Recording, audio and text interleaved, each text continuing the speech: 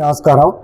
నేను మాట్లాడుతున్నది G Rambabu Yadav, water works employees union Telangana registration number 2873 recognised union అధ్యక్షుడిగా ఈరోజు ప్రెస్లో మాట్లాడుతూ ఉన్నాను. వాటర్ వర్క్స్లో పనిచేస్తున్న ఉద్యోగ మిత్రులకి, ఈ వార్త వివిధ రూపాల్లో వింటున్న శ్రేయోభిలాషులకి, మిత్రులందరికీ కూడా నమస్కారం. వాటర్ వర్క్స్లో సంవత్సరాల తరబడి పనిచేస్తున్న కార్మికులకి ఇటీవల కాలంలో యాజమాన్యం తీవ్ర అన్యాయం చేసే ప్రయత్నం చేస్తూ ఉంది. అనేక సంవత్సరాలుగా ఐడి యాక్ట్ వాటర్ వర్క్స్లో ఇంప్లిమెంటేషన్ అవుతూ ఉంది. అదనంగా పనిచేసిన వాళ్ళకి ఓటీ సౌకర్యాన్ని కల్పించారు. కానీ ఇటీవల కాలంలో కాంగ్రెస్ గవర్నమెంట్ అధికారంలోకి వచ్చిన తర్వాత కార్మిక ఉద్యోగులకు అన్ని నష్టాలే, తీవ్రమైన నష్టాలు. ఇప్పటివరకు పిఆర్సీ ఇవ్వలేదు, ఇప్పటివరకు డిఐ ఇవ్వలేదు. కానీ మూలిగే నక్కపై తాటికాయ రాలినట్టు ఇలా జీతాలు కూడా సకాలంలో అందని పరిస్థితి ఏర్పడ్డది. వాటర్ వర్క్స్లో బోర్డు ప్రారంభమైనప్పటి నుంచి కూడా జీతం నెల చివరి రోజున వచ్చేది. ఇప్పుడు దాన్ని నెల ఫస్ట్ వీక్లో ఇచ్చే ప్రయత్నం చేస్తున్నారు. 1వ తారీఖు ఇస్తున్నారు. క్రమంగా ఇది ఎడిపోద్దో కూడా తెలవని భయం కార్మిక ఉద్యోగుల్లో ఉంది. అదే రకంగా ఇంతకుముందు ఓటీలు వచ్చాయి. 6,700కు పైన ఉండాల్సిన పర్మనెంట్ ఉద్యోగులు 3,000 పైచిలకే ఉన్నారు ఇప్పుడు. అందుకని ఈ అదనపు పని చేయడం ద్వారా ఓటీ వస్తూ ఉండేది. ఇప్పుడు యాజమాన్యం ఆ ఓటీని ఎగ్గొట్టడానికి దారులు ఎత్తుకుతూ ఉంది. ఈ విషయాన్ని మేము తీవ్రంగా ఖండిస్తున్నాం. యాజమాన్యం ఇప్పటికైనా ఆలోచించి కార్మిక ఉద్యోగులపైన పనిభారం తగ్గేటట్టు చూడాలి, అదనంగా ఉద్యోగులను పెట్టాలి, పర్మనెంట్ ఉద్యోగుల సంఖ్య పెంచాలి. అవసరమైన కాడ ఓటీ చేస్తున్న వాళ్ళందరినీ సతాయించకుండా, డొంక తిరుగుడు దారులు ఎత్తకుండా అందరికి కూడా ఓటీ ఇవ్వాలి అని చెప్పేసి ఇవాళ మేము డిమాండ్ చేస్తూ ఉన్నాం.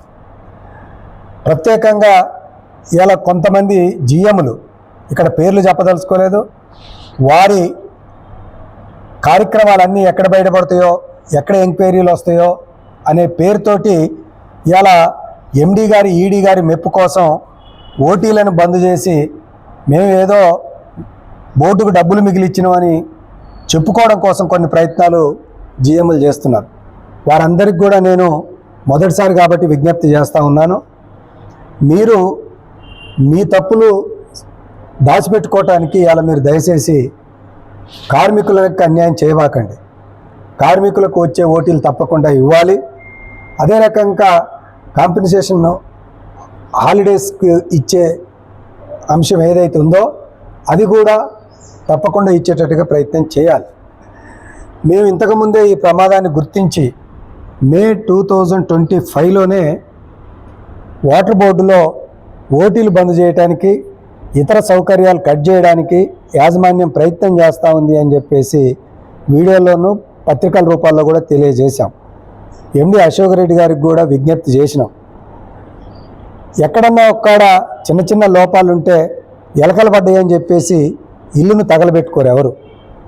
ఆ సమస్య ఏందో సమస్యను పరిష్కరించుకుంటారు అంతే తప్ప ఇవాళ అనేక ఆరోపణలు, కష్టపడి పనిచేస్తున్న ఉద్యోగులపైన పని చేయకుండా ఓటీలు తీసుకుంటుండ్రని ఒక పేపర్లో వస్తుంది, ఓటీ లూటీ అని చెప్పేసి ఒక పేపర్లో వస్తుంది. స్వయాన అధికారులే కార్మికుల్ని, ఉద్యోగుల్ని ఒక రకంగా చెప్పాలనంటే వాళ్ళని అవమానపరిచే పద్ధతుల్లో ఇవాళ సంభాషణ చేస్తున్నారు. ఇది చాలా తప్పు. ఈ విషయాలు మేము గతంలో చెబితే కాంగ్రెస్కి అనుబంధంగా ఉన్న ఐఎన్టీయూసీ ఏదైతే ఉన్నదో దాని నాయకుడు మొగిల్ రాజిరెడ్డి గారు ఎవరైతే ఉన్నారో అయాల పేపర్లో స్టేట్మెంట్ ఇచ్చారు. ఓటీ బంద్ కావట్లేదు.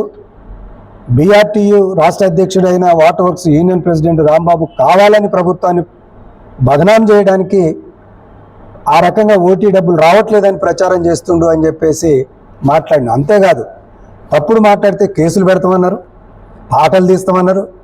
మరి ఈ ప్రగల్భాలు పలికిన నాయకత్వం ఈరోజు ఎందుకు పోయి ఓటీలు ఇవ్వండి అని చెప్పేసి నిన్న ఇవాళ అదే ఎండి గారికి ఉత్తరం ఇచ్చారు.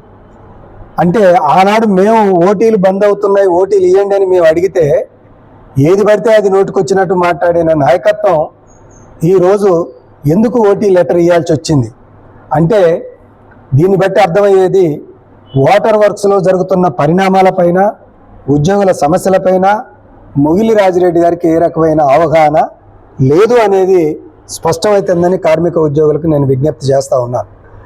అంతేకాకుండా ఈరోజు కలగూర గంప లెక్క ఇలా సతీష్ గారి యూనియను, కె రాజిరెడ్డి గారి యూనియను, మొగిలి రాజిరెడ్డి గారి యూనియను అన్నీ కలిపి ఇలా ఐక్యమై మేమంతా కాంగ్రెస్కి అనుబంధం అని చెప్పేసి ఇలా అంటగాగుతూ ఉన్నారు. వీళ్ళందరూ నిన్న ఎండి గారికి ఉత్తరం ఇచ్చినప్పుడు కార్మికులందరూ కూడా గ్రహించాలి. కేవలం ఓటీ ఉత్తరం ఇవ్వలేదు, ఓటీ ఉత్తరం ఒకటి రాశారు. అదే రకంగా కారుణ్య నియామకాలు, కాంపెన్సేషన్ అపాయింట్మెంట్ సంబంధించిన ఉత్తరం ఇంకొకటి ఇచ్చినారు. అంటే అర్థం ఏంటి? ఈ రెండు కూడా ఒకదాని మీద రాయొచ్చు, కానీ విడివిడిగా రాసినారు. ఎందుకనంటే కార్మికులకు చూపించేటప్పుడు మాత్రం ఆ ఉత్తరాన్ని ఓటీది కార్మికులకు చెప్పడం, అసలు వీళ్ళు అక్కడికి పోయింది ఎందుకంటే కారుణ్య నియామకాలని వేగవంతం చేయండి అని. కారుణ్య నియామకాలు మనం వేగవంతం చేయాల్సింది, దాన్ని ఎవరం కాదంటలే, కానీ దాని మీద అంత ప్రేమ ఎందుకు పుట్టిందంటే ఈ పోయిన టీములో ఇవాళ ఫోటోల్లో చూస్తే ఆనంద్ రెడ్డి గారు, కె రాజిరెడ్డి గారు, జహాంగీర్ గారు వీళ్ళు రోజు వీళ్ళ పని ఈ కారుణ్య నియామకాలు నింపడానికి చేసే ఆర్టీఏ బ్రోకర్లు చేసినట్టు చేసే పనే వీళ్ళది. అందుకని ఆ పైరవీలు జరగడంలే, ఆ పైరవీలని తొందర జరపడం కోసం డైరెక్ట్గా కారుణ్య నియామకాలు కావాలని వీళ్ళు పోతే మిగతా లీడర్లు రారు. ఎందుకంటే ఈ పైరవీలు వీళ్ళు మాత్రమే చేసుకొని ఆ డబ్బులు వీళ్ళు మాత్రమే తీసుకుంటారు, పంచి పెడతలేదేమో, అందుకని వాళ్ళు రారు. కాబట్టి అందరిని ఎంటబెట్టుకొని పోవాలంటే ఓటీ అనే ఓ బాకాన్ని ఎంటబెట్టుకొని ఆ ఓటీని దృష్టిలో పెట్టుకొని వీళ్ళు పోయినారు. ఇవాళ ఓటీని అడ్డం పెట్టుకొని ఇలా రాజకీయాలు చేయాలనే ప్రయత్నం చేస్తున్నది మేం కాదు. ఇవాళ మీకు అర్థమైంది ఓటీ నిజంగా రావట్లేదని. ఇలా ఎంతమంది బాధపడుతున్నారు, ఎంతమంది పోటీ చేసినప్పటికీ కూడా డబ్బులు రావట్లేదు. అసలు ఓటీలు వచ్చే కాడ వాళ్ళని ఉచితంగా పని చేయించుకోవాలని ప్రయత్నం చేస్తున్నారు. పర్మనెంట్ ఉద్యోగులు పనిచేసే కాడ అవుట్సోర్సింగ్ వాళ్ళతో పని తీసుకోవాలనే ప్రయత్నం చేస్తున్నారు. వీటన్నింటినీ మేము గతం నుంచి కూడా చెప్పుకుంటూ వస్తున్నాం. అందుకనే ఈరోజు ఉద్యోగ మిత్రులకు మేము ఇలా విజ్ఞప్తి చేస్తున్నాం. ఈ అవకాశవాదపు ఐఎన్టీసీ యూనియన్ని గుర్తించండి, పారదోలండి, వాళ్ళకు బుద్ధి చెప్పండి, వాళ్ళు సరిగా మాట్లాడేటట్టు మీరు ఎక్కడికక్కడ నిలదీయండి అని చెప్పేసి ముందుగా మీకు విజ్ఞప్తి చేస్తున్నా. అదే రకంగా ఈరోజు ఎండి గారికి, ఈడీ గారికి కూడా నేను విజ్ఞప్తి చేస్తున్నా, మీరు రెవెన్యూ తగ్గించి ప్రభుత్వం దృష్టికి తీసుకెళ్లాలనే ప్రయత్నానికన్నా కష్టపడి పనిచేస్తున్న ఉద్యోగ కార్మికుల ఎడల సానుకూలంగా ఉండి వాళ్ళకు వచ్చే ఓటీ డబ్బులు ఇప్పించండి. ఓటీలని రద్దు చేసేటందుకు వేరు దారులు ఎత్తక్కండి. పనిభారం తగ్గించడానికి ఉద్యోగుల సంఖ్యను పెంచండి అని చెప్పేసి, మిగతా సౌకర్యాలు కూడా ఎప్పటికప్పుడు ఇవ్వాలి అని చెప్పేసి నేను water works employees union Telangana తరఫున డిమాండ్ చేస్తూ ఉన్నాను. Thank you.